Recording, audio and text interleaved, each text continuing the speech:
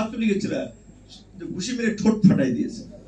একটা মানে আলেম ওলামাদের সম্মান করা, এটাও তো মানে আল্লাহ রাসূলের নির্দেশ, তাদেরকে তাজিম করা। তাহলে আমরা তো এমনি মুরব্বী মানুষকে একটা সম্মান করি, ইয়ং ছেলেরা কিভাবে এরকম একটা কাজ করে। তো আওয়ামী লীগ তাদেরকে এতটা অমানবিক বানাতে সক্ষম হয়েছিল যে ধর্মীয় মূল্যবোধ, সামাজিক মূল্যবোধ ওইগুলা কিছু নাই। ও ছাত্রলীগ করে, সুতরাং ওই ছাত্রলীগই ওর ধর্ম, ছাত্রলীগই ওর কর্ম, কিংবা ওই আওয়ামী লীগ করে আওয়ামী লীগের ধর্ম কর্ম, আওয়ামী লীগের জন্য যা ইচ্ছা তাই করতে পারে।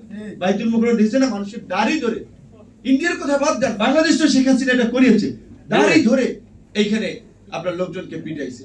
রফিকুল ইসলাম মাদানী বলেছে না, ডিবি কার্যালয়ে নিয়ে নিউজ করাইছে না যে তার মোবাইলে নাকি পর্ন ভিডিও পাওয়া গেছে, কিন্তু লোকটা তো বলছে যে তাকে ওইখানে বিভৎস করে নারী যারা জড়াই দুইরা আপনার ছবি তুলছে, ভিডিও করছে। এই ধরনের অমানবিক গোয়েন্দা সংস্থা প্রশাসন শেখ হাসিনা তৈরি করেছিল।